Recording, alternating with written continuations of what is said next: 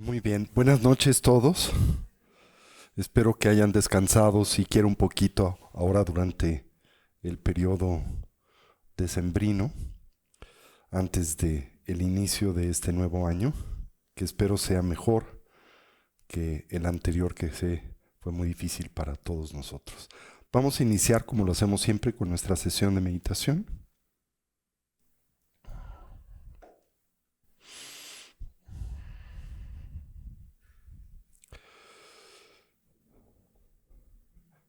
Y hagámoslo con el preámbulo de la yoga de las 9 respiraciones.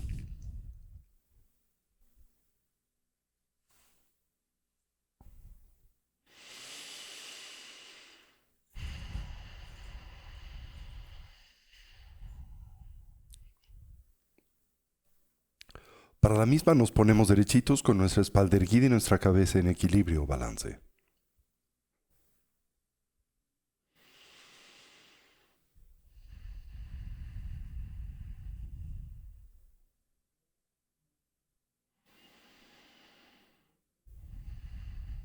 Evoquemos una imagen mental de nuestra forma física. Para ello, introspectivamente recorramos a nuestro cuerpo desde la coronilla de la cabeza hasta las plantas de los pies.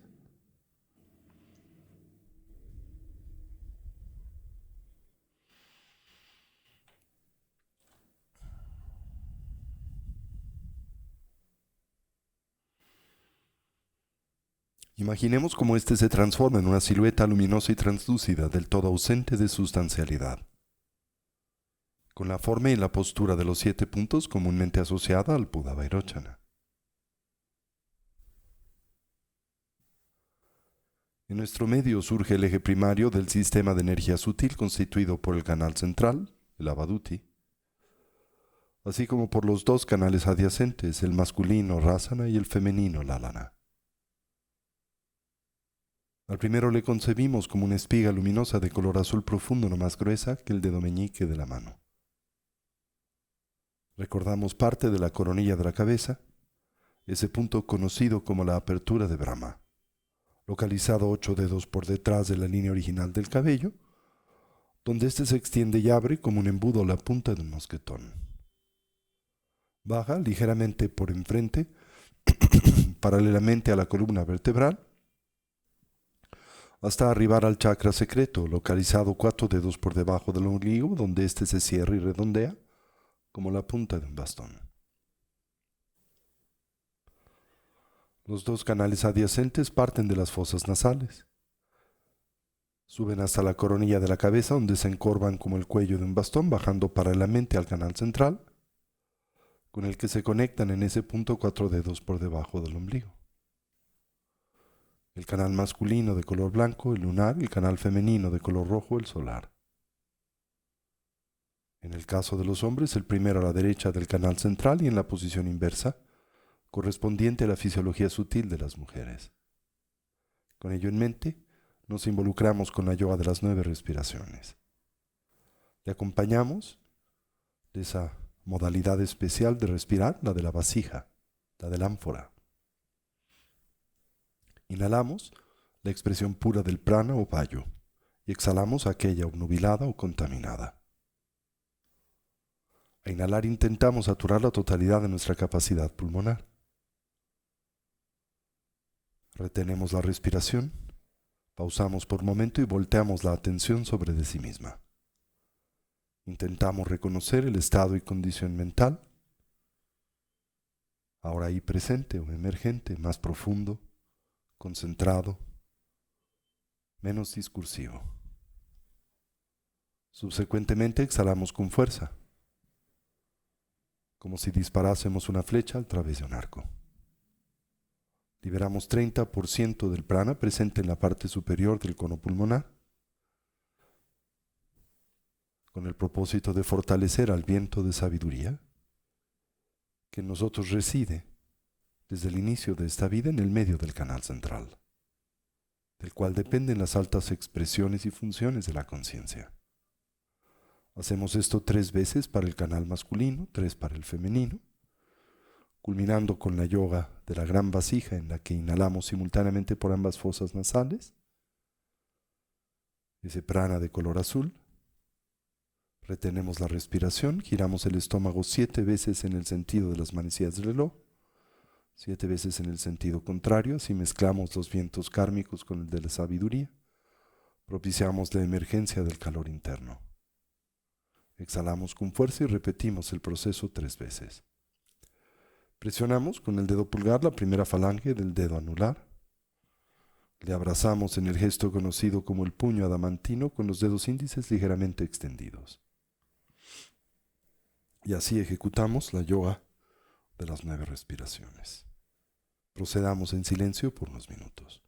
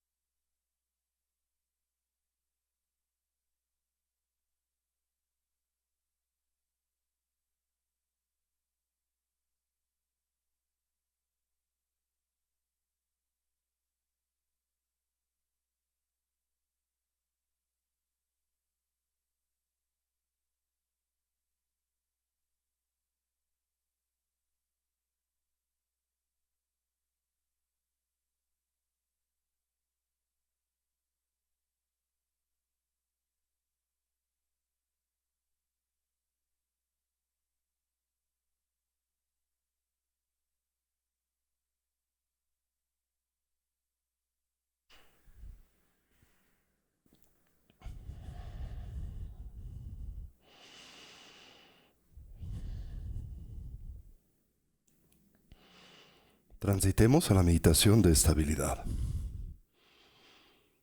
La práctica de la recolección del respirar.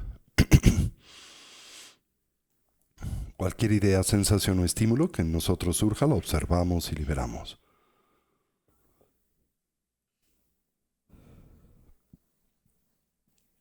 Conscientemente la dejamos pasar, intentando no elaborar sobre de la misma. Con suavidad y naturalidad, volvemos la atención o recolección sobre el flujo natural de la respiración.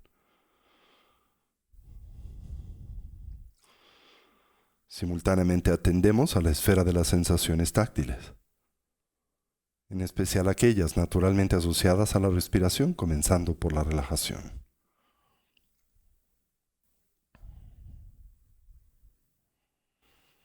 Recorremos a nuestro cuerpo desde la coronilla de la cabeza hasta las plantas de los pies. Y ahí donde hallemos o identifiquemos elementos de ansiedad o tensión, los relajamos. Si se nos facilita y como un medio hábil a inhalar, imaginemos en nosotros penetra luz y claridad. Concibamos cómo la misma se vierte sobre de esos puntos de tensión y ansiedad. Al hacerlo, los ilumina, distiende y relaja. Y al exhalar, imaginamos esa tensión nos abandona, como vapor de agua que espontánea y naturalmente se diluye o desvanece en el vacío.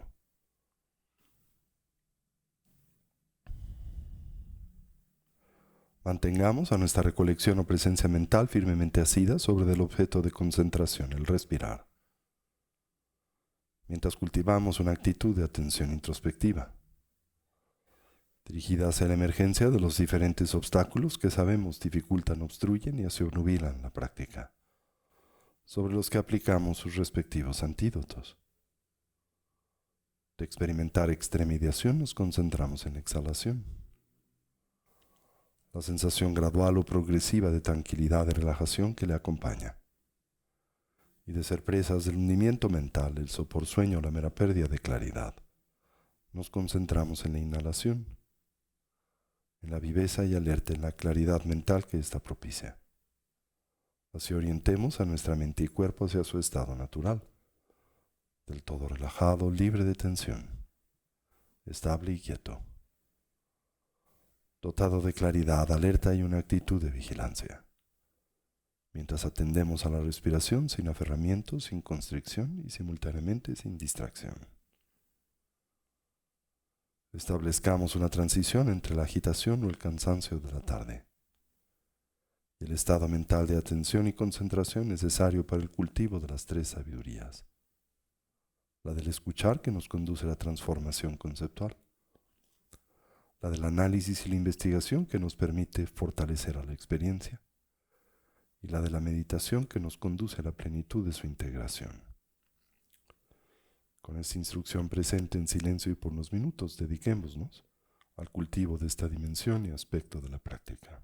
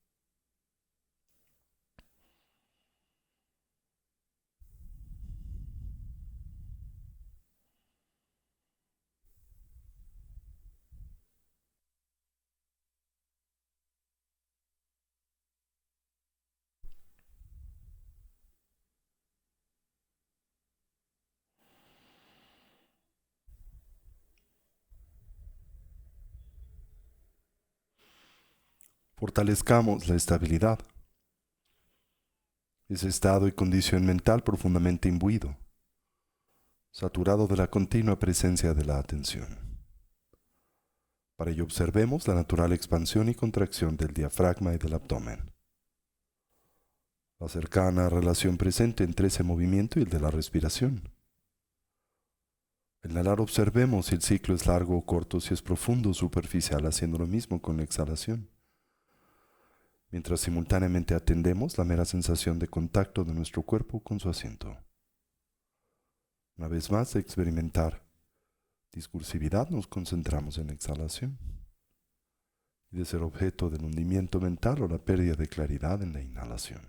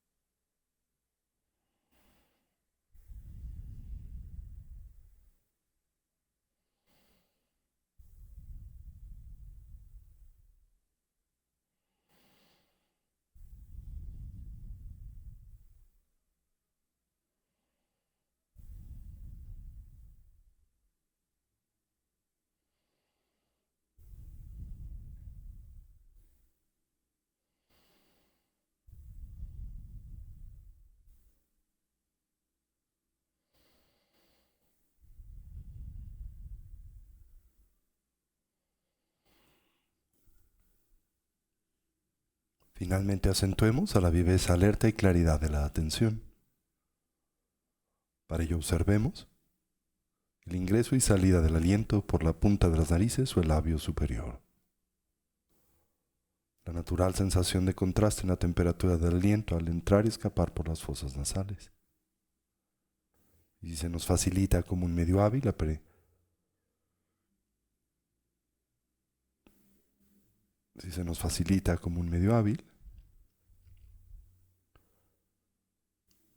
la presencia de una pequeña esfera luminosa o ticle en el medio del entrecejo en el que suavemente focalizamos la atención. De experimentar extremediación nos concentramos en la exhalación y de ser presas del hundimiento mental, la inhalación.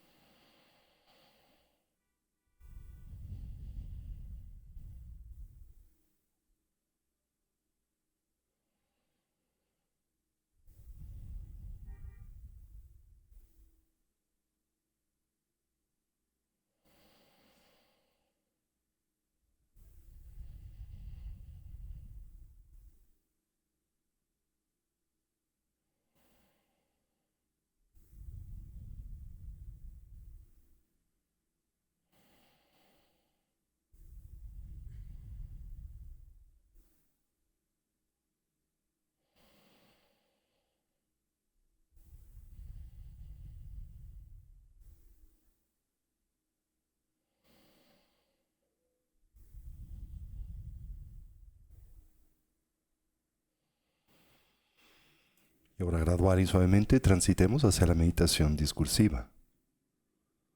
Reconozcamos en la misma un natural complemento a la práctica de la estabilidad. Y así evoquemos a los 4 pensamientos que orientan y motivan a nuestra mente hacia el despertar. Comencemos por lo preciado de la vida humana. Reconozcamos su rareza, en realidad lo complejo y difícil que es obtener y asegurarla. Su necesaria condición de ocio y oportunidad, enraizada en las 8 libertades y 10 riquezas, tanto las personales como las circunstanciales. Su fragilidad y temporalidad, lo fácil que es perderla. Así la gran oportunidad con la que brevemente contamos aquí y ahora, para imprimir y dotar a nuestras vidas de una dimensión de genuino significado, el que naturalmente asociamos a la consecución del bienestar genuino, a través del medio del estudio y la práctica del Buda Dharma.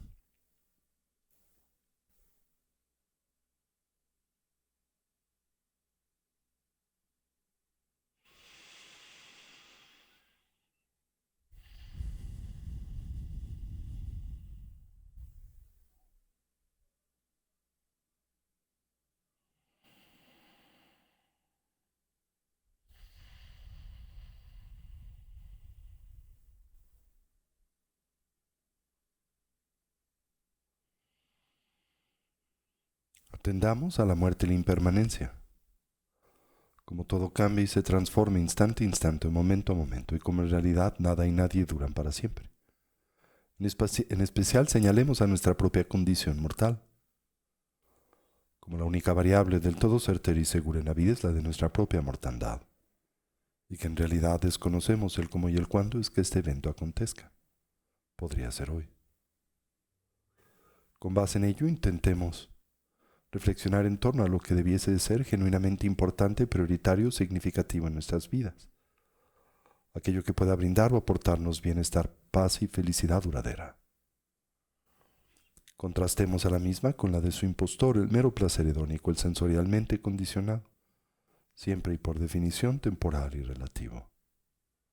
Así, por lo que concierne a nuestra meta ulterior, finalmente inconsecuente. Lo que nos pueda preparar para la muerte siempre cercana, inminente e inesperada, el adiestramiento mental. Y lo que podamos llevar con nosotros durante la compleja y difícil transición, la del morir.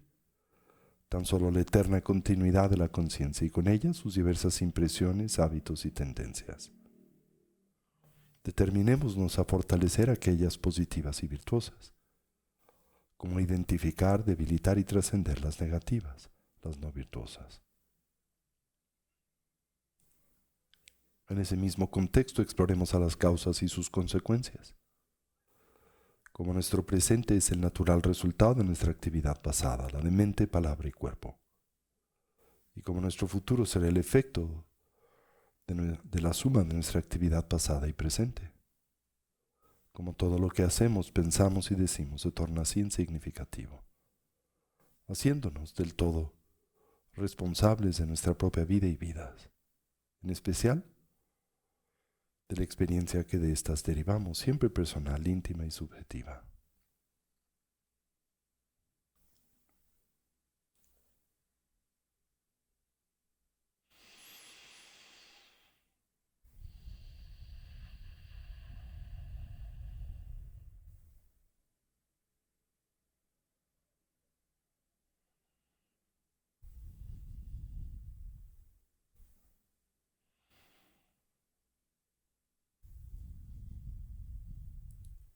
Finalmente comprendamos las limitaciones propias, aquellas endémicas a la existencia cíclica, a la vida condicionada por la matriz de la ignorancia, el apego y la aversión. Como en esta, todos los seres sufren, como experimentan y transitan por un sinnúmero de dificultades, conflictos y problemas de la misma manera que nosotros. Podemos empatizar con estos, conocemos la experiencia del sufrir y naturalmente desearíamos ser capaces de ayudarles. Mas reconocemos nuestras limitaciones presentes para hacer y lograr esto. Y es con ello en mente que volteamos nuestra atención en la dirección del refugio y que nos determinamos a establecer una orientación auténticamente positiva y segura en la vida, la que simbolizamos a través de la triple joya. Así, tomamos refugio en el Buda. Lo hacemos no tan solo como un hombre o persona, sino como alguien que representa la naturaleza abierta y clara de la mente, así como sus diversos potenciales evolutivos. Tomamos refugio en el Dharma, como un compromiso para integrar y poner en práctica las instrucciones de vida, desarrollo y cultivo que el Buda nos dio o aportó. Tomamos refugio en la Sangha, la comunidad compuesta primariamente por aquellos genuinamente avanzados en el sendero, los despiertos, los Budas, los liberados, los Arhats, los héroes o bodhisattvas, indirecta y simbólicamente la comunidad de amigos y amigas que en el camino nos inspiran y ayudan. Y a manera central la figura del Ama, el vínculo con el Dharma, y el punto en donde sus cualidades naturalmente coinciden haciéndose a nosotros presentes. Y así afirmamos, Lamala Kyabsun Chio, Sanjela Kyabsun Chio, Chula Kyabsun Chio, Gendunna Kyabsun Chio, Lamala Kyabsun Chio, Sanjela Kyabsun Chio, Chula Kyabsun Chio, Gendunna Kyabsun Chio. Transitemos ahora a la meditación de vacuidad. Imaginemos cómo todo lo que nos rodea gradualmente se diluye o desvanece en el vacío. Este espacio, la gran Ciudad de México, nuestro país, continente y planeta. El universo entero con sus infinitos mundos. Nuestro cuerpo referente físico con base en el cual comúnmente edificamos nuestro sentido de identidad personal. Todo ello se diluye, se desvanece en el vacío. Lo único que permanece es la expresión primaria de la conciencia, su mera claridad y darse cuenta. Descansemos en esta dimensión de la conciencia desnuda por un momento en un estado y condición libre de elaboración.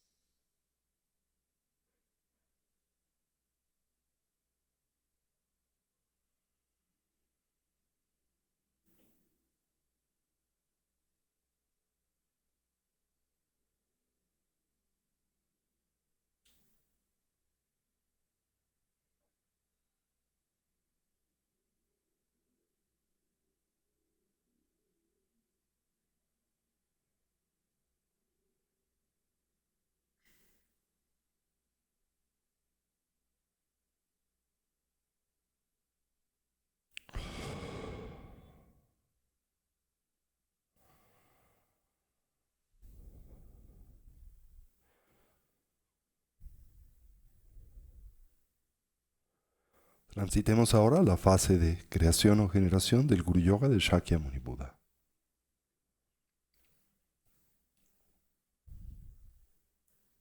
Imaginemos, sintamos como frente de nosotros, a la altura de nuestro entrecejo y a 1,5 metros, surgen 8 leones de nieve. Dispuestos en un cuadrángulo, recordamos, representa la valentía, el arrojo y la osadía que en el sendero y camino espiritual son indispensables. Sobre sus lomos emerge un trono dorado y encollado que recordamos representa la realeza, la natural dignidad del estado lúcido y despierto de la mente o conciencia. Sobre el mismo aparece una flor de loto blanco y luminosa, de 8 pétalos abierta, simbólica de nuestra naturaleza búdica. Sobre esta, un disco lunar y solar en forma de cojines, que representan tanto la red de cualidades positivas como las de la sabiduría profunda. Y sobre ellos gradualmente se corporiza la figura de Shakyamuni Buda, translúcida y luminosa, presente mas ausente de sustancialidad, la síntesis entre la apariencia y vacuidad. Se encuentra sentado en la postura adamantina, sus piernas entrecruzadas, simbolizando así la maestría de la fuerza del samadhi y con la plena funcionalidad mental. Su mano derecha toca la tierra con el dedo medio, haciéndola testiga de su victoria sobre el triple veneno. La izquierda descansa sobre de su regazo, abierta, simbolizando el desarrollo de la atención unipuntual. Sobre la misma la escudilla del renunciante, que a su vez contiene el néctar de la sabiduría y larga vida. Se encuentra ataviado con la vestimenta propia del bhikshu, elaborada en retacería de tela, simbólica de su victoria sobre los 8 intereses mundanos. Como todos los grandes seres o mahasattvas, manifiesta el Ushnisha, esa pequeña protuberancia sobre la coronilla de su cabeza, que esencialmente simboliza la actualización de diversos potenciales cognitivos, energéticos y emocionales. A su vez despliega las 32 marcas mayores como las 80 menores de un Buda, que a su vez representan el perfeccionamiento de las actividades liberadoras o las perfecciones, y en el que síntesis de los potenciales que en el sendero deseamos actualizar y obtener, tomamos refugio y le decimos: querido Lama, auxílianos a purificar y a transmutar nuestras limitaciones en oportunidades. Shakyamuni Buda nos sonríe. Se manifiesta contento, satisfecho por la determinación que ahora tanto individual como colectivamente nos anima. En consecuencia,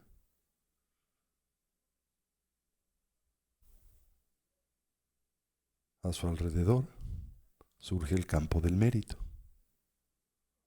Miriadas de Budas y Bodhisattvas, seres liberados, dakas, dakinis y protectores. Iram, Shavakas, Pratyeka, Budas, yogis y yoginis. A nuestro alrededor aparecen innumerables seres sensibles, provenientes de los diferentes reinos propios de la existencia condicionada, pero hoy les concebimos dotados de la preciada plataforma humana, y a su vez animados por el espíritu de la emergencia definitiva, la renuncia, que en nosotros contagian. Del corazón de Shakyamuni Buda se irradia un intenso haz de luz blanca. Se extiende hacia todos los seres, mundos y dimensiones. Y al arribar al campo del mérito, en este propicia una honda y profunda transformación. Ahora todos estos Budas y Bodhisattvas reaparecen dotados de la auténtica presencia de Shakyamuni Buda, de sus habilidades y cualidades. Budas y Bodhisattvas irradian réplicas de sí mismos, las que ahora se funden en la figura de Shakyamuni Buda, incrementando su luz y presencia por 1000. Le concebimos como una montaña de oro iluminada por 1000 soles. Y ahora de la frente y coronilla de Shakyamuni Buda surge un halo de luminosidad de color blanco radiante, el cual simboliza o representa la energía de la transformación física del cuerpo adamantino de todos los Budas. Gira velozmente en el sentido de las manecillas del reloj y en su centro aparece la sílaba y vibración primaria.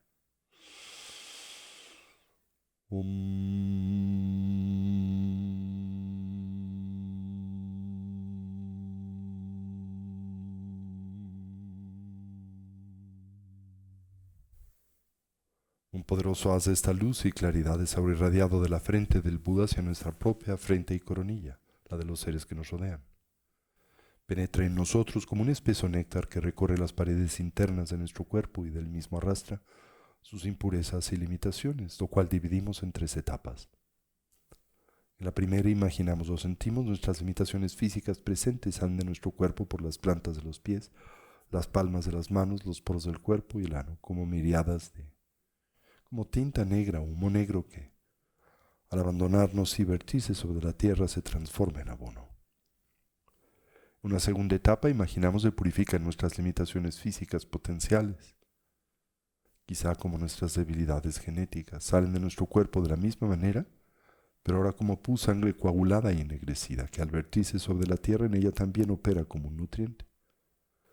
Y finalmente sentimos nuestras limitaciones físicas vinculadas a diferentes contaminantes ambientales se purifican, nuestra visión kármica de la vida, los eventos ambientales y estelares que nos son detrimentales, las acciones físicas negativas que hemos propiciado o dirigido a otros y otros a nosotros, todo ello se purifica. Salen de nuestro cuerpo por las plantas de los pies, las palmas de las manos, los poros del cuerpo y el ano, como miriadas de alimañas que al abandonarnos se diluyen o desvanecen en el vacío. Donde sea pertinente aplicamos las fuerzas y poderes de oposición.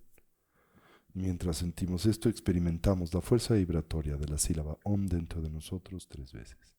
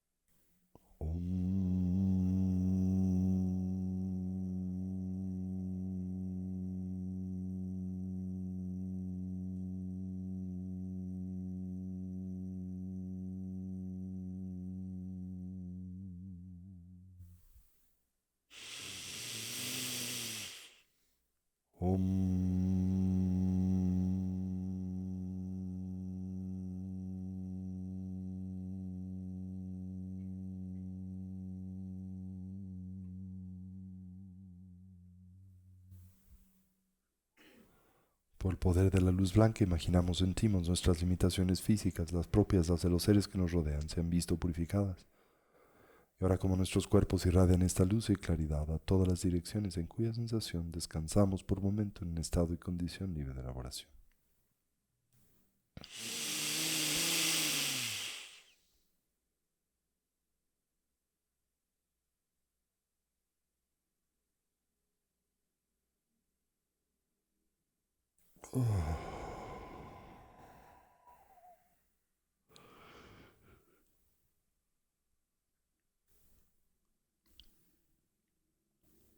Ahora imaginamos o sentimos como del área de la garganta del Buda surge un halo de luminosidad de color rojo radiante, el cual simboliza o representa la energía de la transformación verbal de la hablada mantina de todos los Budas. Gira velozmente en el sentido de las manecillas del reloj y en su centro aparece la sílaba y vibración primaria.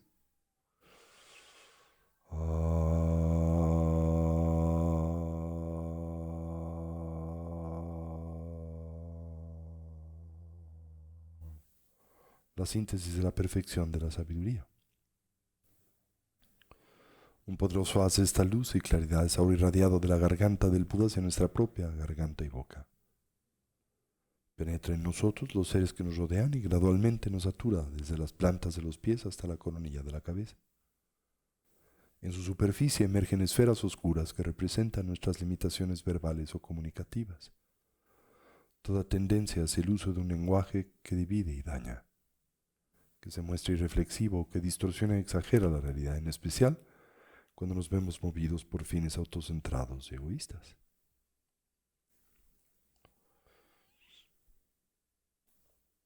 Mientras sentimos esto, experimentamos la fuerza de la vibración de la sílaba A dentro de nosotros 3 veces. Y donde sea pertinente aplicamos las fuerzas y poderes de oposición.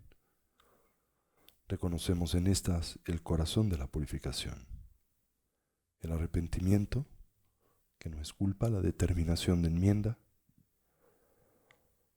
el deseo de reorientar a nuestras vidas en la dirección positiva y segura que hemos simbolizado a través de la triple joya, y la necesidad de corregir el daño que ahora, a través de la palabra, ya hemos propiciado en otros o en nosotros mismos.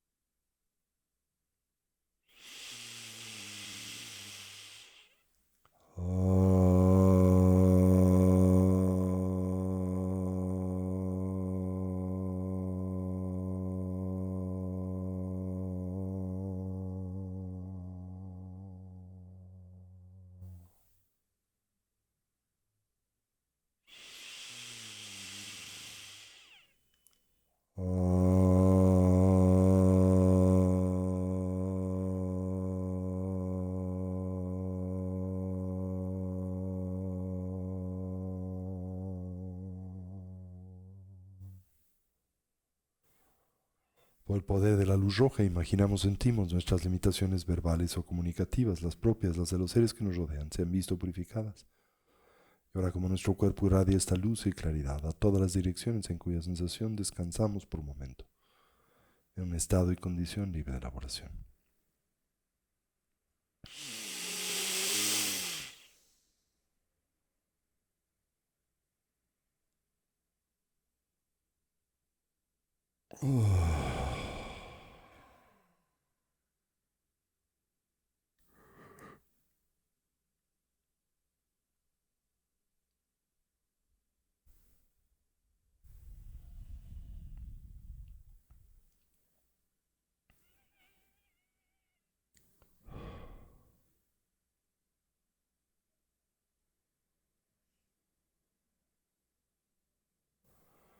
Ahora imaginamos o sentimos como del área del pecho del Buda surge un halo de luminosidad de color azul radiante, el cual simboliza o representa la energía de la transformación mental o emocional de la cognición adamantina de todos los Budas.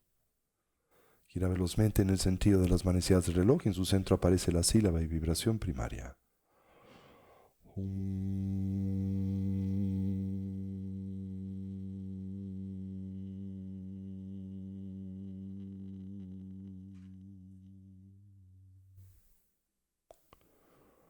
Un poderoso haz de esta luz y claridad es ahora irradiado del pecho del Buda hacia nuestro propio pecho, el de los seres que nos rodean.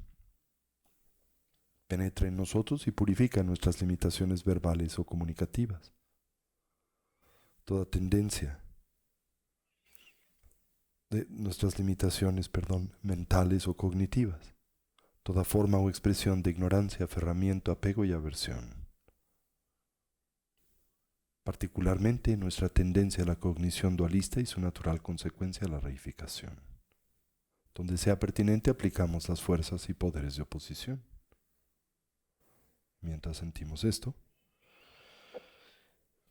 experimentamos la fuerza vibratoria de la sílaba Hum dentro de nosotros 3 veces.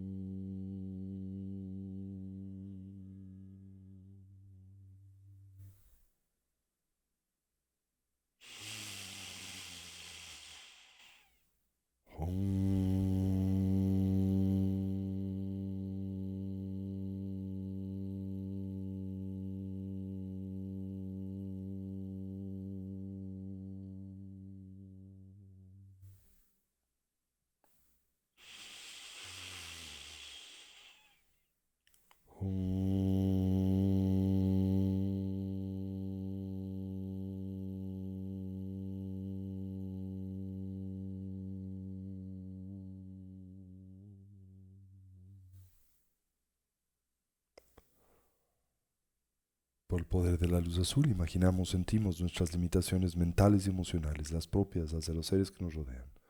Se han visto purificadas y ahora como nuestros cuerpos irradian esta luz y claridad a todas las direcciones en cuya sensación descansamos por un momento, una vez más en un estado y condición del todo libre de elaboración.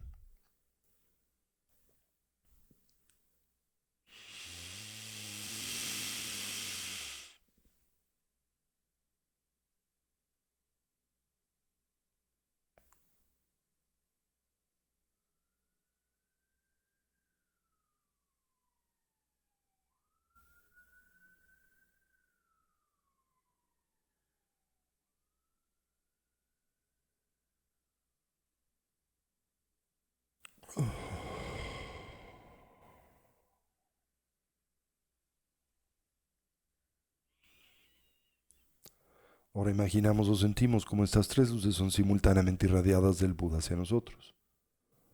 Blanca por la frente, roja por la garganta, azul por el pecho a nuestros respectivos puntos. Cualquier remanente de nuestras impurezas físicas, mentales y comunicativas se ve purificado. En nosotros se plantan las semillas para la eventual consecución de los diferentes cuerpos o cualidades búdicas, los kayas. Nuestro cuerpo se transforma en una matriz de luz y claridad multicolor. Mientras sentimos esto, experimentamos la fuerza vibratoria de estas tres sílabas dentro de nosotros 3 veces.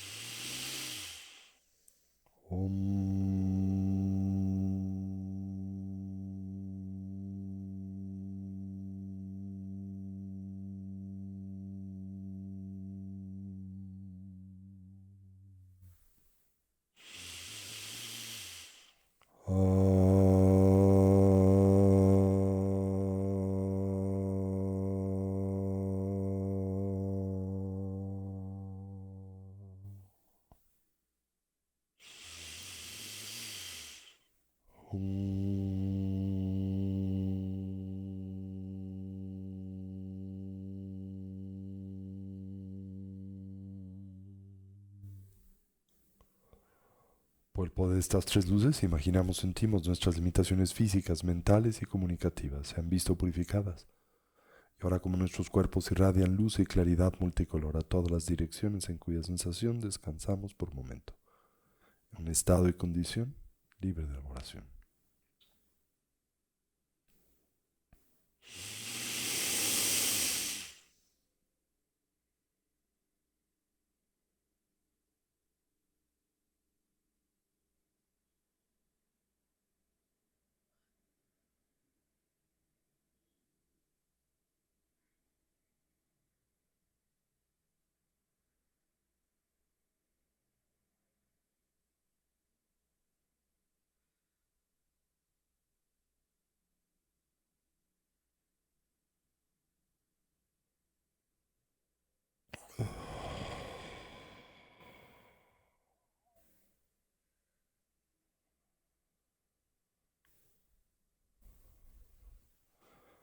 Contemplando al Buda le decimos, querido Lama, auxílianos a purificar y a transmutar nuestras limitaciones en oportunidades.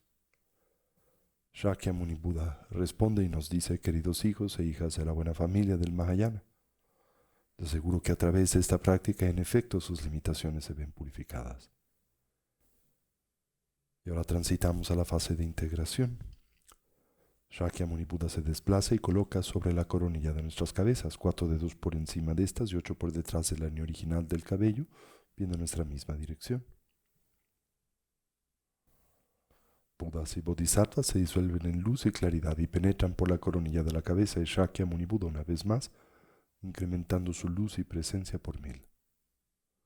Los 8 leones de nieve se disuelven en el trono dorado y encollado. Estos en el disco lunar y solar, en Shakyamuni Buda.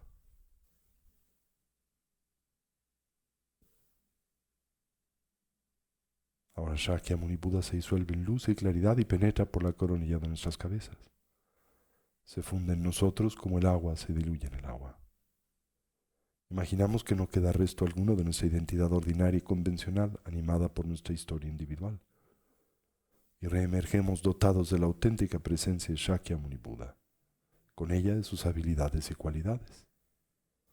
Así el universo reaparece, pero lo hace ahora como un Budaverso, como un entorno exaltado en donde todos los seres son Budas, los sonidos mantras, y en donde todo es perfecto, radiante y luminoso. Y mientras sentimos esto, experimentamos la fuerza vibratoria del mantra de Shakyamuni Buda 108 veces.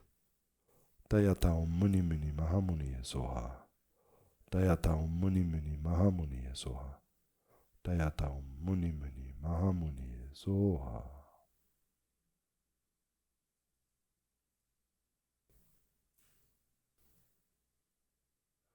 Tayatao Muni Muni Mahamuni Soha.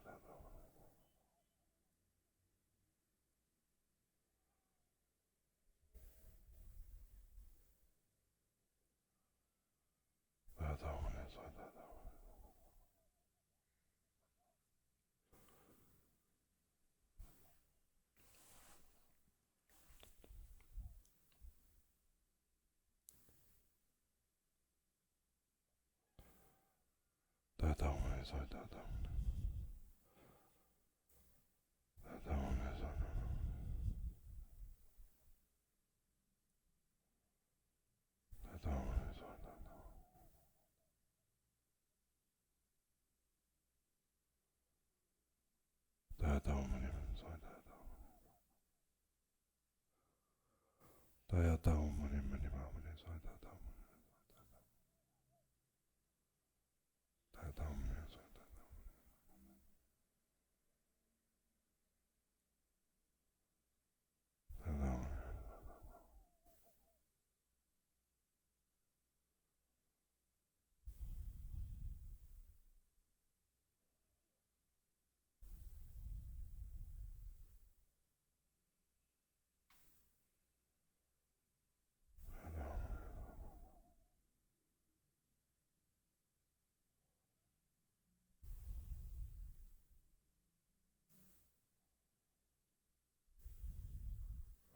Tayata Muni Muni Mahamuni Soha.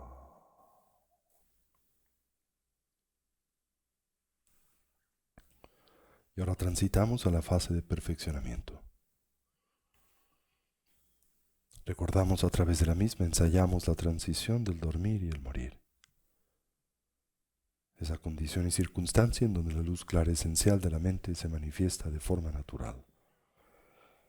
Nos entrenamos en su reconocimiento y en el cultivo de su estabilidad. Una vez más, imaginamos al canal central en el medio de nosotros. Shakyamuni Buda irradia luz y claridad, penetra en el mismo y reaparece a la altura del corazón con sus ojos bien cerrados, lo cual emulamos. Vientos sutiles primarios y secundarios penetran en el canal central, emprenden su travesía hacia la gota indestructible. Las gotas neurales masculinas se disuelven y penetran por la parte superior del canal central. Las femeninas de color rojo ascienden por la parte baja del canal central y ascienden a la gota indestructible. Después lo hacen simultáneamente. En el instante en que escuchemos el palmear de las manos, gotas neurales, vientos sutiles penetran en el canal central, se funden en la gota indestructible y liberan a la luz clara esencial de la mente, la cual tratamos de reconocer y estabilizar por un momento. Al hacerlo descansamos en una condición del todo libre de elaboración. Canal central, Shakyamuni Buda en el medio del mismo, ojos bien cerrados. Vientos sutiles primarios y secundarios al corazón. Gotas neurales masculinas y femeninas haciendo lo mismo.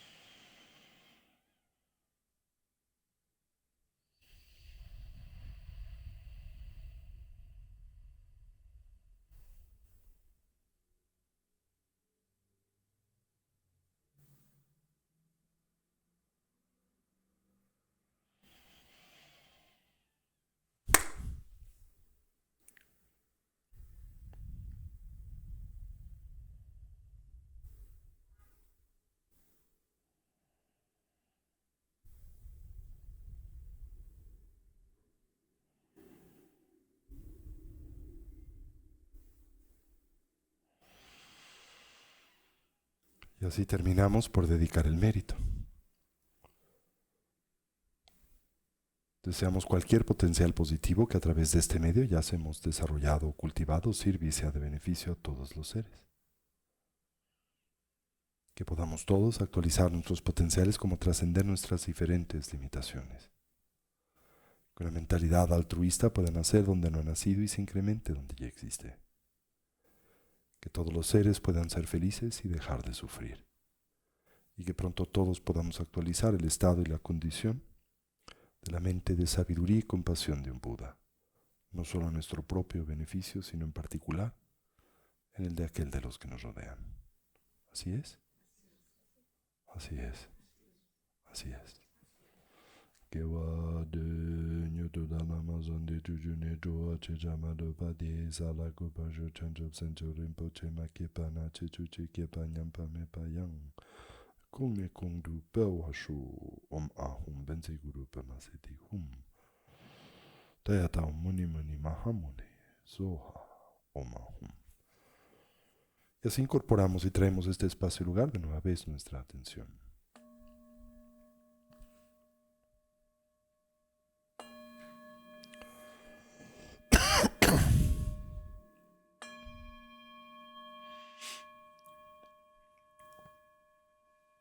Muy bien.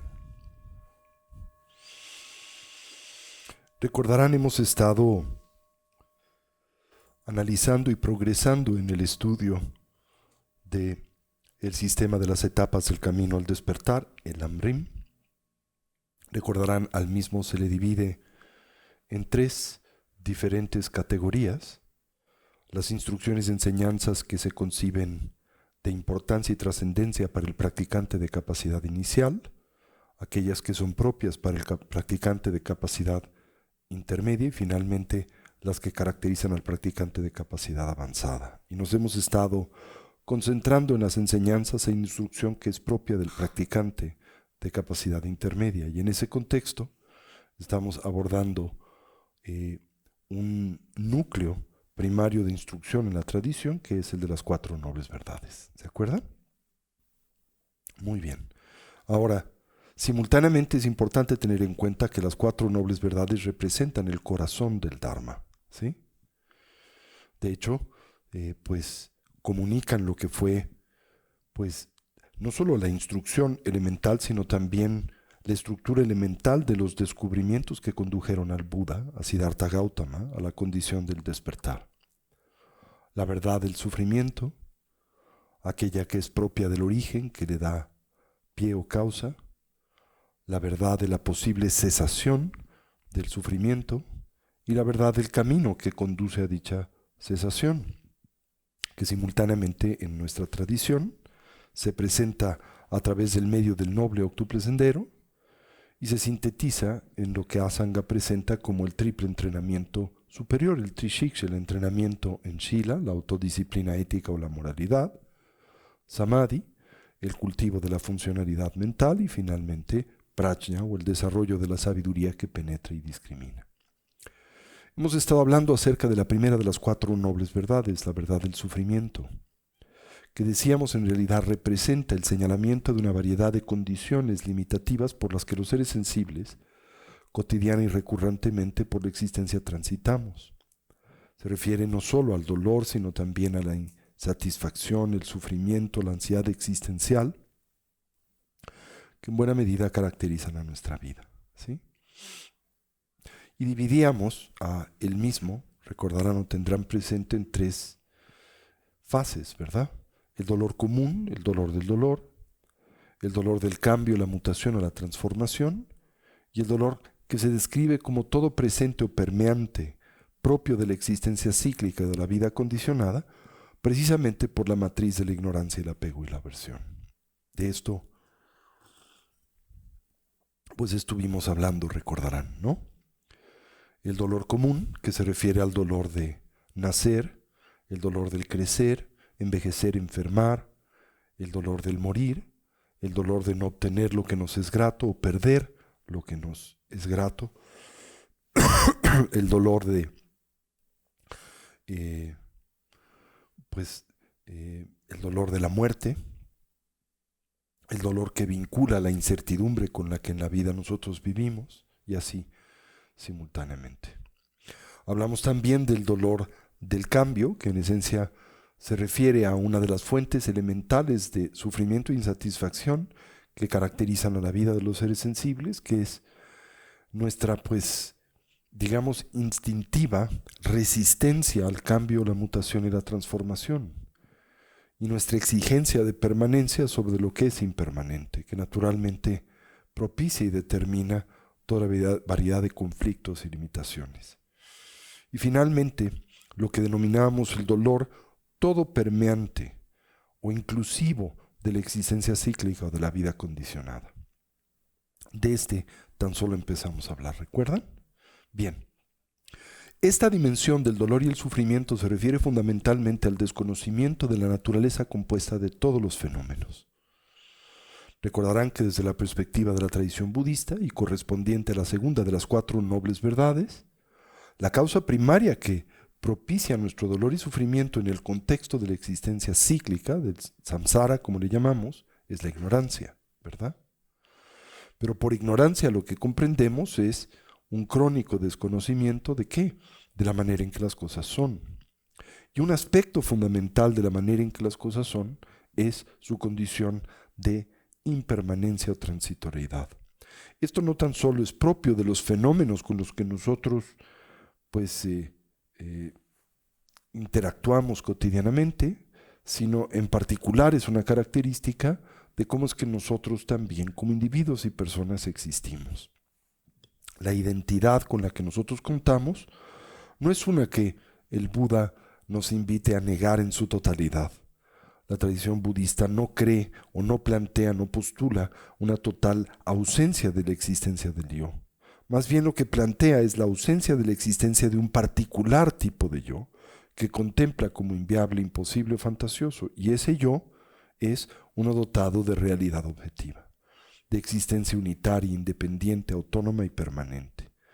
Lo que la tradición budista plantea es que ese yo simplemente es una creación de nuestra imaginación y que en realidad no tiene un referente genuino, no existe. Sin embargo, demanda una enorme cantidad de energía en torno a su mantenimiento y su presentación, y esto es algo de lo que a nosotros nos desempodera, es algo que nos agota y es una de las fuentes primarias, sino es que la más elemental de nuestro conflicto, dolor y sufrimiento. También la tradición budista plantea, ¿verdad?, como esta expresión primaria de la ignorancia, una crónica inhabilidad de distinguir y entender la ausencia de identidad o realidad objetiva, no solamente del yo personal, sino de todos los fenómenos en general, ¿no? Decíamos que la ignorancia se manifiesta como no solo un desconocimiento de las cosas como son, sino también una tendencia activa de distorsión o de tergiversación de la naturaleza de la realidad. Así nosotros ignoramos la condición y naturaleza impermanente de las cosas, pero les proyectamos permanencia. Ignoramos o desconocemos la naturaleza compuesta de los fenómenos, pero les proyectamos una existencia que no les es propia, unitaria y objetiva. Ignoramos la ausencia de identidad intrínseca de estos fenómenos que al mismo tiempo se derivan de su condición dinámica y compuesta y les proyectamos una identidad intrínseca. Y finalmente ignoramos el hecho de que ningún fenómeno posee o alberga cualidades sustanciales en sí mismos, pero les proyectamos estas condiciones sustanciales, ya sea agradables, desagradables o neutras, y en consecuencia nos vinculamos con estos fenómenos a través de la fuerza de la ignorancia, a través de la fuerza del apego o a través de la fuerza de la indiferencia, ¿sí? Y pues naturalmente tenemos presente que son estos tres factores los que determinan la ignorancia, el apego y la aversión, el resto de nuestras diferentes aflicciones mentales y emocionales, y con ello el conflicto y dolor por el que en la vida transitamos, ¿sí? Naturalmente la tradición budista plantea que la única manera en que nosotros podemos superar esta causa primaria del sufrimiento, esto es la ignorancia, es a través del cultivo de la sabiduría. Pero por sabiduría lo que comprende la tradición budista es algo muy particular. Así como por ignorancia comprende esta inhabilidad para decodificar y comprender las cosas como son, por sabiduría lo que plantea es la habilidad de ver a las cosas como son, ¿sí? Y ver a las cosas como son es algo que demanda y requiere del individuo familiaridad. Esto es, constantemente tenemos que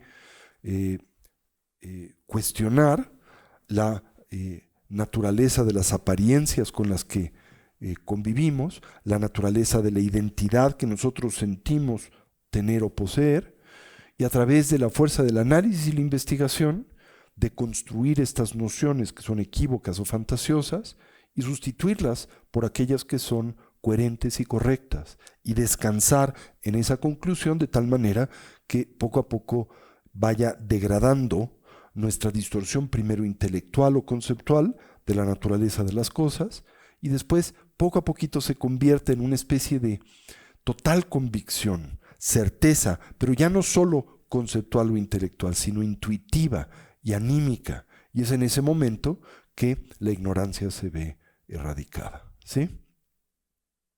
Ahora, cuando hablamos acerca de la última dimensión del sufrimiento, el así denominado dolor todo permeante de la existencia cíclica, nos referimos primariamente al desconocimiento de nuestra identidad personal, ¿sí? Y es en consecuencia del desconocimiento de la naturaleza de esa identidad que nos relacionamos con nosotros y el mundo de forma o manera equívoca. Recordarán que el Buda recurrentemente afirmaba que los seres sensibles sufrimos primaria, elementalmente, porque nos identificamos con lo que no somos. Y en consecuencia simultáneamente sufrimos porque pretendemos hacer propio o poseer lo que en realidad no nos pertenece, ¿verdad? Y recurrentemente hemos analizado este par de tópicos, porque son centrales a la filosofía y práctica del Buddha-Dharma. La naturaleza de nuestra identidad personal, como también la condición de aquello que nosotros genuinamente poseemos, o que podemos reclamar como propio, como nuestro. Y decíamos que la identidad con la que nosotros contamos es una muy particular, es una identidad temporal, es una identidad relativa, es una que emerge en dependencia de condiciones y circunstancias, y es una que carece de realidad objetiva. Esa identidad es genuina, es verdadera, en efecto, es la que poseemos, ¿no? La que podemos abrazar, con la que funcionamos en el mundo de la experiencia cotidianamente.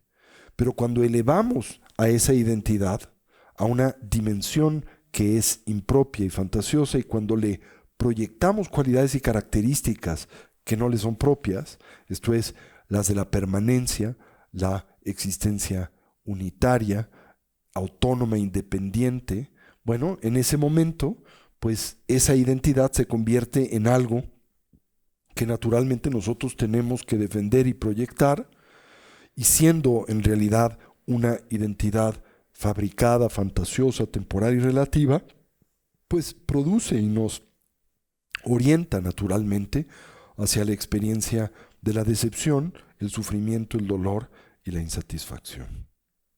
Bien, esto corresponde a la primera de las 4 nobles verdades, la verdad del sufrimiento. Muy importante es tener presente que cuando el Buda señala este primer elemento, no quiere por el mismo decir que el sufrimiento es endémico a la vida. Quiere decir que lo es a aquella que se transita bajo la influencia del triple veneno. Ahora, como en efecto, para nosotros es muy difícil desengarzar la experiencia que tenemos en el mundo de la matriz de la ignorancia, el apego y la aversión, en ese contexto podemos decir que nuestra vida está inmiscuida, está ligada al sufrimiento recurrente.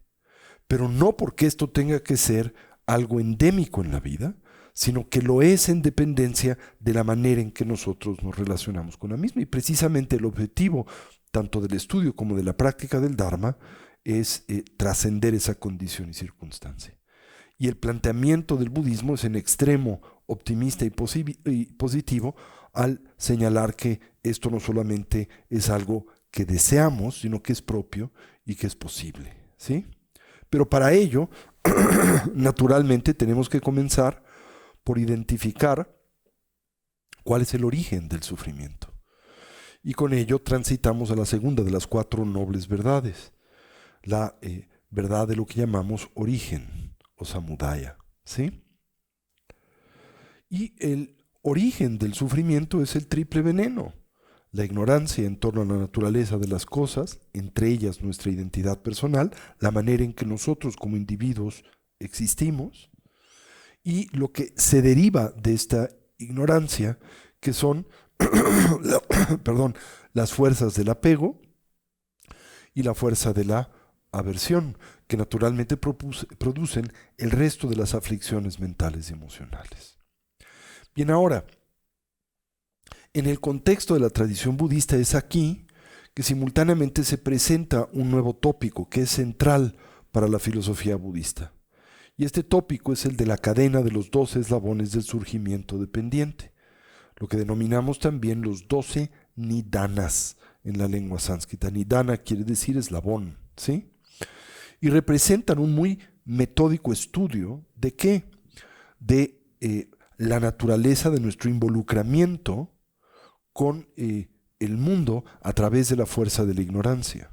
La cadena de los 12 nidanas lo que pretende es ilustrar la manera en que nosotros construimos el samsara. Pero también la cadena de los 12 eslabones del surgimiento dependiente nos permite comprender cómo podemos liberarnos del samsara, ¿sí? Ahora, en general, esta cadena de relaciones cognitivas es una que en nosotros acontece de forma inconsciente.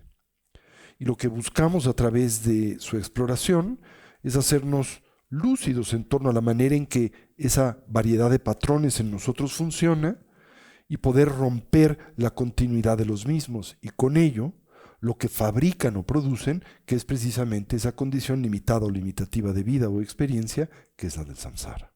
¿Se entiende esa idea? ¿Sí? Abordemos entonces este tema que nos va a llevar un poquito de tiempo. ¿Sí? Es, insisto, un tema central de la filosofía budista. Bien. Sí, dime. Si te pasan el micrófono, por favor. Lama, una pregunta. Sí. Antes de que avancemos a esta parte que vamos a abordar en este momento, yo quisiera preguntar respecto de las características propias del dolor al cambio o provocado por las circunstancias de cambio. Hablaba de que hay que cuestionar la naturaleza de esas apariencias que nos generan sufrimiento por los cambios y sustituirlas por conceptos correctos, tal como lo hacemos en las indicaciones de la meditación, ¿no? Una de las dos sabidurías, para que no degraden nuestra capacidad de poder identificarlas y señalarlas. Sí. Sin embargo, ¿qué pasa cuando, por ejemplo, alguno de estos sufrimientos o alguna de estas resistencias propias al cambio pueden provenir de un karma de una vida anterior? Estas sugerencias o estas prácticas que nos indica el Dharma son útiles para poder minimizar el efecto que tiene y tal vez depurarlo a una vida futura. Por supuesto, ahora ten en cuenta que en realidad la totalidad de la condición por la que hoy nosotros transitamos es consecuente de las impresiones, hábitos y tendencias que hemos acumulado a lo largo del tiempo sin principio. Mientras que naturalmente podemos señalar que la condición por la que transitemos en el futuro será consecuente de la suma de esas impresiones, hábitos y tendencias pasados, pero también de aquellos que nosotros reforcemos en el presente, tanto los positivos como los negativos como los neutros, y en dependencia de aquellos a los que nosotros fortalecemos y maximizamos, pues será la consecuencia de la condición vital por la que nosotros transitamos, ¿no? Entonces, esta es una de las razones por las que uno de los objetivos primarios de la práctica meditativa en el Buddha Dharma es de naturaleza introspectiva. Precisamente lo que buscamos es explorar, lo que buscamos es hacernos conscientes de la presencia de sus hábitos y tendencias, que pues naturalmente fueron cultivados ya sea en esta o en vidas pasadas, ¿no? Y una de las herramientas poderosas que utilizamos para ello es precisamente la práctica de la recapitulación, ¿sí? No pongas en saco roto, no minimices la importancia de esta práctica, que hemos comentado simultáneamente representa el corazón de lo que llamamos el vipassana en el Buddha Dharma. Nada más para recapitular rápidamente, recordarás que en el contexto del segundo de los tres entrenamientos, el del samadhi, al mismo se le divide en dos, el samadhi del shamatha y el samadhi del vipassana. Señalemos una vez más, primero, qué queremos decir por samadhi. La palabra samadhi o ting edzin en la lengua tibetana quiere decir o se refiere al desarrollo de la cercana aplicación de la atención, ¿no es cierto? Y la cercana aplicación de la atención puede aprovecharse ya sea para fortalecer una dimensión particular cognitiva ineludiblemente vinculada a la sanidad mental y emocional, que es la atención sostenida, prolongada y voluntaria, como el cultivo de la sabiduría que penetra y discrimina, que es lo que llamamos vipassana. Ahora, de estos dos diferentes tipos de samadhi, recordarás que si bien la tradición budista plantea el primero como indispensable en el sendero, simultáneamente plantea que el mero desarrollo de la atención sostenida y prolongada no es en sí mismo liberador. Y la razón por la que no es en sí mismo liberador es por la naturaleza de su meta y objetivo. La meta y el objetivo del cultivo del samadhi, del shamatha o el de la pacificación es la concentración de la atención. Y si bien la concentración de la atención representa un factor importante en el sendero evolutivo que conduce al despertar, no es el factor central. Porque lo que en nosotros propicia y detona, como acabo de mencionar, nuestras dificultades y problemas, el motor, la causa, el origen del sufrimiento, no es la ausencia de atención. Ese es un factor cooperativo. Es importante, pero no es central. El factor central es la ignorancia, tanto la pasiva como la proactiva.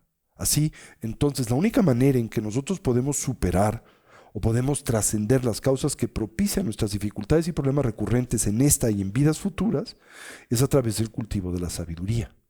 Ahora, lo que la tradición budista plantea, y con razón, es que para que esa sabiduría penetre y discrimine en la dimensión en donde nuestras impresiones mentales y emocionales de distorsión están presentes, que es la conciencia sustrato, para que eso pueda acontecer, se requiere naturalmente de empoderar a la iniciativa introspectiva y de análisis a través de una mentalidad o de una estructura cognitiva particularmente poderosa y penetrante, que es la de la estabilidad de la atención. Dicho de otra manera, la estabilidad de la atención representa la llave que abre, digamos, el cofre en donde se resguardan esas impresiones, hábitos y tendencias negativos, por lo menos los más profundos y los más significativos. Pero una vez que ese cofre se abre, la idea no es simplemente permanecer en ese estado y condición de atención y concentración, sino investigar esas impresiones y tendencias negativas. Ahora, si bien hemos acumulado una enorme cantidad de estas impresiones y tendencias en vidas previas, dado el hecho de que la mayoría de nosotros, o todos nosotros, no hemos arribado, no hemos actualizado la plenitud del shamatha, de la estabilidad de la atención, no hemos logrado, digamos, el refinamiento de los 10 estadios que conducen a la plenitud de la estabilidad de la atención, también es cierto que nuestra capacidad para acceder a la conciencia sustrato es muy limitada en este momento, ¿sí?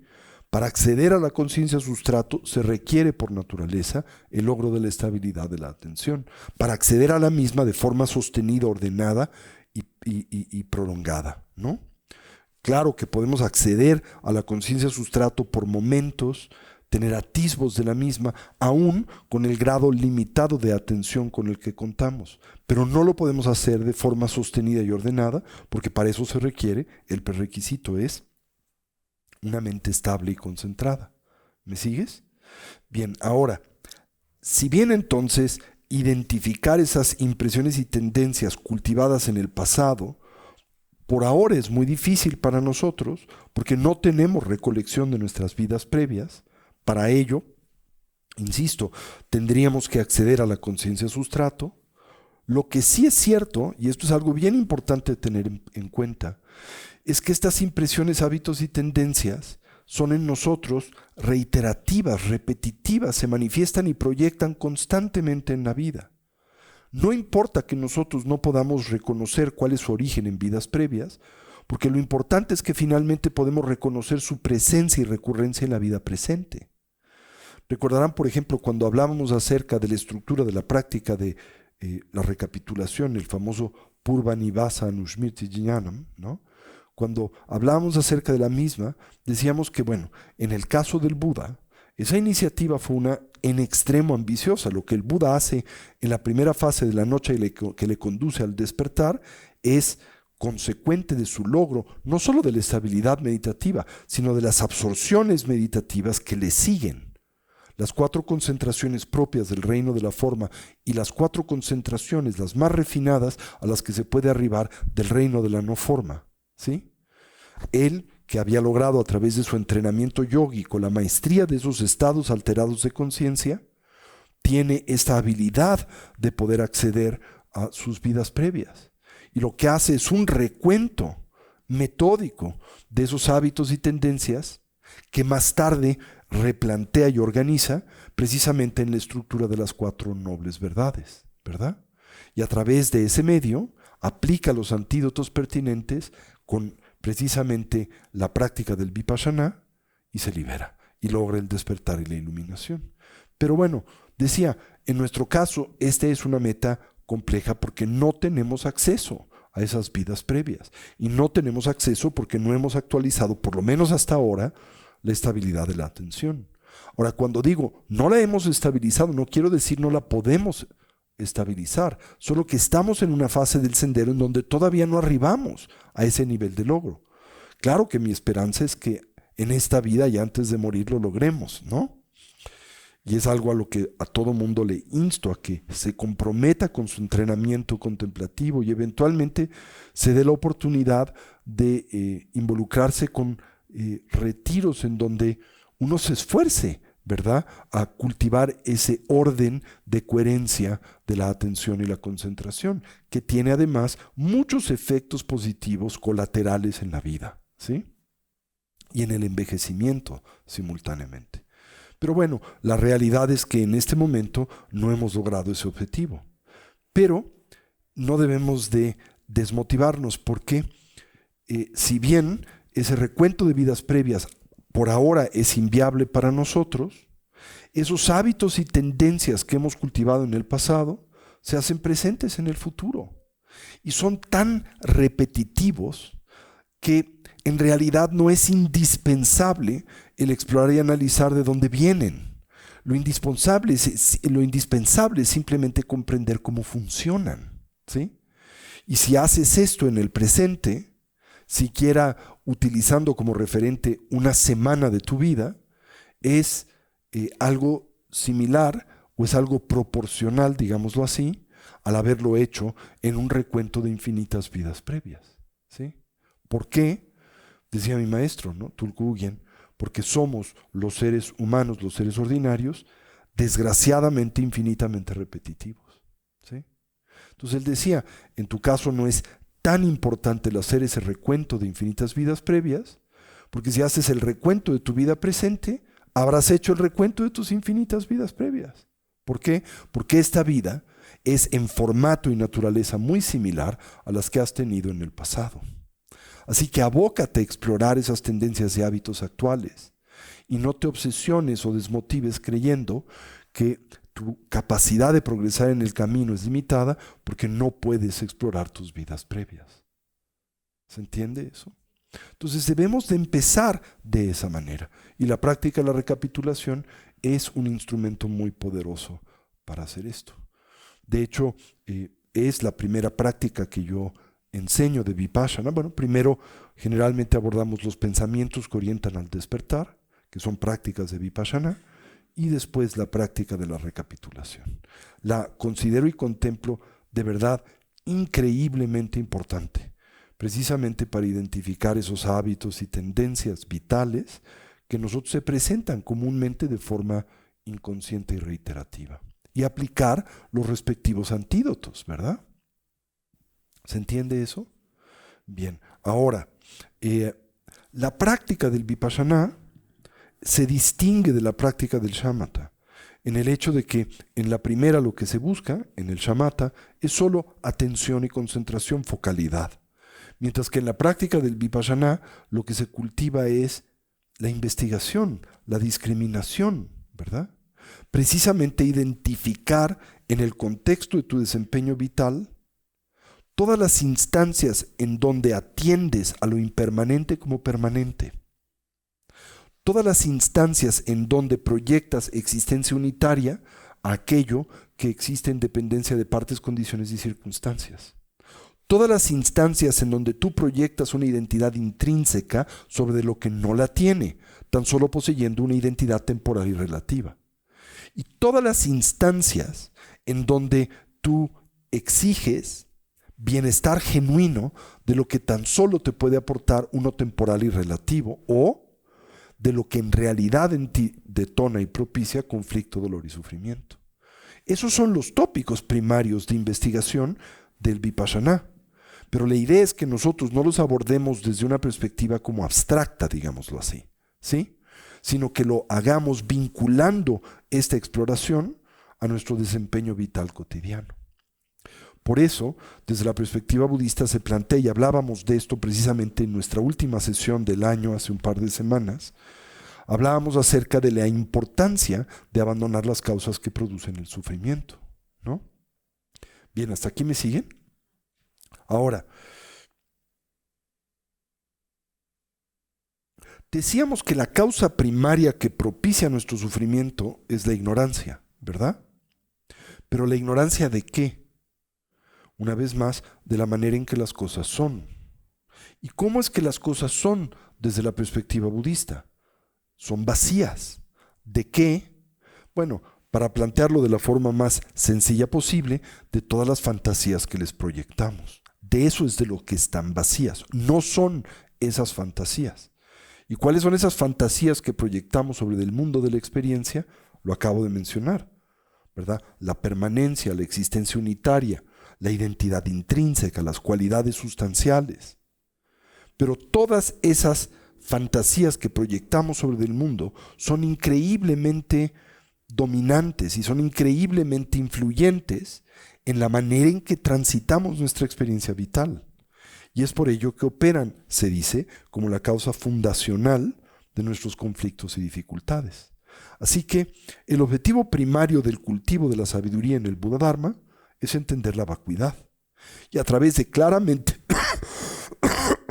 percibir la naturaleza vacua de todos los fenómenos, incluyéndonos naturalmente a nosotros mismos, podremos, se dice, liberarnos de las emociones aflictivas, de las emociones negativas, y así de la creación subsecuente del karma que pues determina nuestros conflictos y dificultades, y que en realidad opera y funciona como nuestro primario enemigo. ¿Sí? Y a través de este proceso podremos empezar poco a poquito a desarticular, ¿verdad? Las causas que nosotros propician el aferramiento y de las que se derivan todas nuestras diferentes aflicciones mentales y emocionales. La tradición budista dice las 84,000 aflicciones mentales y emocionales, pero lo que quiere por eso decir o comunicar es la gran vastedad de estructuras aflictivas o modalidades equívocas con las que nos relacionamos con el mundo, con otros y con nosotros mismos.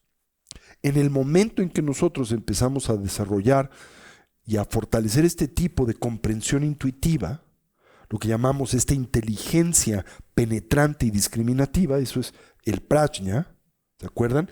El tercer elemento del sendero, shila, samadhi y prajna. Prajna es una palabra constituida de dos elementos, jnana, que es sabiduría o entendimiento, y pra, que quiere decir, es un sufijo que quiere decir algo que nos permite penetrar, y al penetrar, discriminar, ¿qué? Pues la naturaleza de las cosas. De todas las apariencias, tanto las externas como las internas. Y en el momento en que empezamos a desarrollar este tipo de comprensión penetrante, intuitiva, en torno a la naturaleza vacua del yo y de la realidad, pues esto que es lo que naturalmente detona. Fíjense, muy interesantemente, lo que detona es la fuerza del desapego, de la ausencia de aferramiento, ¿sí? El aferramiento es la causa primaria de nuestro sufrimiento. Claro, ese aferramiento es consecuente de la ignorancia. Cuando la ignorancia se transforma en sabiduría, su expresión natural, que es el aferramiento, pues naturalmente se debilita. Y al debilitarse la expresión que le acompaña, es lo contrario del aferramiento, que es el desapego. ¿Sí? Ahora, el desapego, que la tradición budista exalta como una cualidad central en el sendero, es algo muy importante de comprender con claridad, y es algo que yo encuentro muy comúnmente opera como una fuente de confusión en las personas que se vinculan y estudian el Buda Dharma, y tiene que ver simplemente con una equívoca comprensión de lo que este término quiere decir para la tradición budista. ¿Por qué? Porque empleamos una palabra en nuestra lengua, desapego, que si bien traduce el término sánscrito, desgraciadamente es un término que en nuestra cultura está entintada de un orden de significado que es ajeno al Buda Dharma. Es una palabra que ya tiene, digamos, un significado particular. Entonces, cuando nosotros empleamos la palabra desapego, comúnmente asociamos al desapego un concepto que es ajeno a la psicología budista, la indiferencia. O asociamos al desapego una especie como de actitud de irresponsabilidad, ¿verdad? De falta de interés y compromiso con los y lo que nos rodea. Para ponerlo en términos más claros y más autóctonos, asociamos al desapego con valemadrismo, ¿sí? Eso no es lo que el término desapego quiere decir en el Buda Dharma. Ahora, ¿qué quiere decir el término desapego en el Buda Dharma? Bueno, si somos puntillosos, desapego quiere decir no apego. Ahora, para entender qué quiere decir eso, pues naturalmente y como punto de partida, tenemos que tener claridad en torno a lo que queremos decir por apego, ¿verdad? Y recuerden la definición clásica budista de ese término. Por apego entendemos esta función y tendencia a través de la cual, enraizados en la ignorancia, porque el apego solo opera en consecuencia de la misma, exageramos las cualidades positivas de objetos, personas, circunstancias o ideas. Superimponemos o proyectamos cualidades positivas sobre aquello o aquellos que en realidad no las poseen y tienen. Nos aferramos a esa interpretación o punto de vista y finalmente concebimos al objeto de apego como una fuente confiable y genuina de felicidad duradera. Eso es en esencia lo que queremos decir por apego. Bien, si eso es apego, ¿qué es desapego? La negación de esa tendencia, ¿verdad? El cesar, el terminar con esta tendencia a exagerar las cualidades positivas de objetos, personas, circunstancias o ideas. Inhibir la tendencia a través de la cual comúnmente proyectamos esas cualidades sobre lo o los que no las tienen o poseen. Liberar esta tendencia al empecinamiento, al aferramiento a esa condición y punto de vista. Y cesar esta demanda a través de la cual exigimos bienestar duradero de lo que no lo aporta, de lo que no lo puede dar, ¿sí?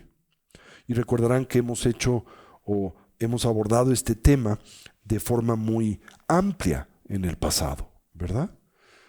¿Cuál es la causa genuina del bienestar duradero? Bien, en el momento en que se dice el practicante logra el primer,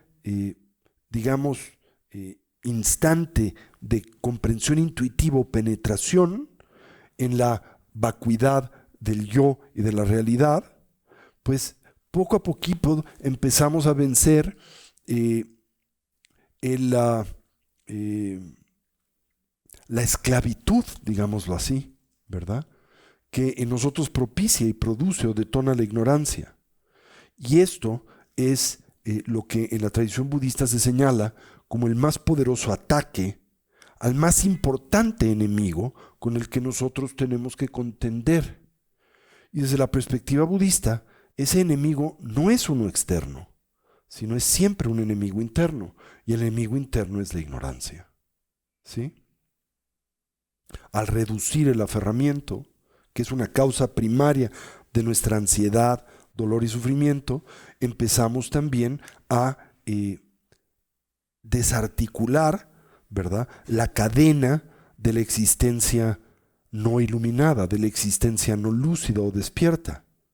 Y al mismo tiempo, al socavar o debilitar especialmente ese ignorante aferramiento al yo, ¿sí?, que representa, de hecho, el primero de los dos eslabones del surgimiento dependiente, pues prevenimos que surge el segundo de los eslabones, que es la actividad kármica, esto es, la actividad determinada por hábitos y tendencias negativos. Recuerden que en esencia lo que por karma entendemos es actividad contaminada. Tengan presente, ¿no?, cuando en la presentación de la cadena de los 12, la presentación de las 4 nobles verdades, se plantea cuál es el origen del sufrimiento, si bien se presupone como la causa primaria la ignorancia, lo que comúnmente se señala como la causa del sufrimiento es el karma y los kleshas. ¿Se acuerdan? Estas dos palabras sánscritas, karma y kleshas. Karma es que la actividad contaminada por la cognición dualista, esa es la causa primaria de nuestro sufrimiento, eso es el karma. y que adviene de la actividad contaminada por la cognición dualista, las aflicciones mentales y emocionales, los kleshas. Entonces, ¿cuál es la causa primaria de nuestro sufrimiento? Sí, naturalmente la ignorancia. Pero ¿cómo se manifiesta esa ignorancia? A través de actividades contaminadas. ¿Contaminadas por qué? Por demandas inviables, como por ejemplo la de permanencia sobre lo que es impermanente, la de esta cognición tergiversada que nos lleva a concebir aquello que es compuesto como unitario, aquello que no tiene una identidad intrínseca como si en efecto la tuviese y la pudiese poseer o albergar, y aquello que no tiene cualidades sustanciales como si las tuviera. Esta última es en extremo importante, ¿verdad? Representa un desarrollo de la sabiduría que es central para liberarnos de la existencia condicionada, ¿no? Es decir, nada tiene cualidades sustanciales. ¿Qué quiere decir? Que, por ejemplo, cuando ves que te gusta un vaso con agua, ¿verdad? Eres inconsciente del por qué el agua a ti aparece atractiva. Piensas que el agua tiene una cualidad que le es intrínseca, que la hace, por ejemplo, sabrosa o refrescante y por lo tanto atractiva y vital. Pero la realidad es que el agua no posee cualidades de esa naturaleza. No es en sí mismo sabrosa, no es en sí misma refrescante, no es en sí misma vital, lo es en dependencia del organismo que interactúa con ella. Lo es si tienes sed, lo es si te encuentras deshidratado, lo es si tienes un cuerpo como el humano. Pero si este no fuera el caso, el agua no posee ninguna de esas cualidades. Entonces, cuando piensas, atiendes, concibes que el agua existe como a ti subjetivamente aparece, si no eres consciente de esa condición y al mismo tiempo de no solo su subjetividad, sino su temporalidad, porque lo agradable del agua depende de que tengas sed. En el momento en que colmas tu sed, simultáneamente el agua deja de aparecer como agradable. Deja de ser un objeto de deseo. ¿Me doy a entender? Es como la comida. Cuando estás empachado, ¿cómo aparece aún el alimento más extraordinario, el banquete más rico y más delicioso? Aparece como desagradable. O por lo menos te es total y completamente indiferente. Ya no detona ni produce deseo, ¿verdad? Porque no tienes hambre, porque estás del todo satisfecho. Y entonces, ¿qué haces? Buscas esto en algún otro estímulo, al que de nuevo proyectas esta variedad de condiciones equívocas y fantasiosas. ¿Y cuánto tiempo te toma, si lo piensas, ¿verdad?, exhaustar este tipo de iniciativa de investigación? Cuando piensas, no fueron los Kleenex los que me aportan bienestar genuino, pero lo va a ser el agua, no fue el agua, pero va a ser el gong, no fue el gong, pero va a ser la alfombra. ¿Cuánto tiempo te toma explorar la realidad de esa manera? Infinitas vidas. Y si le añades esta circunstancia trágica de que todo se te olvida entre una vida y otra, es como volver a empezar de cero, ¿no? Entonces habías logrado explorar una cierta cantidad de condiciones en la vida previa, pero como éstas no se enraizaron profundamente en ti, se borran al final de la vida, vuelves a renacer y vuelves a empezar esta investigación. Es terrible si lo piensas, es como uno de estos juegos, antes de estos jueguitos que había, les llaman en inglés estas pinball machines, ¿no? En donde la bolita casi llega adelante y después se regresa y tienes que volver a empezar y estás a punto y tienes que volver a empezar, ¿sí? O estas maquinitas que recogen los peluches, en donde siempre pierdes, ¿verdad? Parece muy sencillo y le metes el dinero y parece que vas a ganar, se abre la manita, está justo en el peluche que deseas, a veces hasta lo recoge y se le cae y tienes que volver a ponerle dinero a la susodicha máquina, ¿no? ¿Por qué? Porque desconoces el hecho de que estos fenómenos, todos, no existen como te aparecen. Y mientras no tengas esto presente, ¿cómo te relacionas con estos fenómenos? ¿Cómo te relacionas con el agua cuando la concibes como intrínsecamente sabrosa y satisfactoria? Con aferramiento.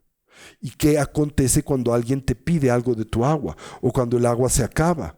¿Qué produces si el vínculo que has generado con el agua es el del aferramiento? Tremenda angustia, dolor y sufrimiento. Y hostilidad, ¿verdad? Eres capaz de morderle la mano a quien te pide un cachito de tu sándwich. ¿Se entiende esa idea? Me dicen que la entienden, pero créanme que es muy difícil de entender, porque ese patrón de experiencia está presente en todo lo que hacemos. Primero tienes que reconocerlo. Mientras no reconozcas cómo es que esto funciona, no en términos genéricos, así se inicia, pero en términos prácticos, en todo el quehacer de tu vida cotidiana, no vas a poder deconstruirlo. Y por eso precisamente debemos de establecer este hábito de introspección, a través del cual analicemos cómo operan las causas del sufrimiento en nuestra propia vida. Por eso se dice que en el momento en que logras esa primera intuición penetrante de la vacuidad de los fenómenos, automáticamente el aferramiento cesa. Y cuando cesa el aferramiento, una de las causas primarias de sufrimiento se desvanece. Y cuando una de esas causas primarias de sufrimiento se desvanece, pues naturalmente una de las circunstancias que produce tus dificultades y problemas cesa. ¿Se entiende esa idea? Bien.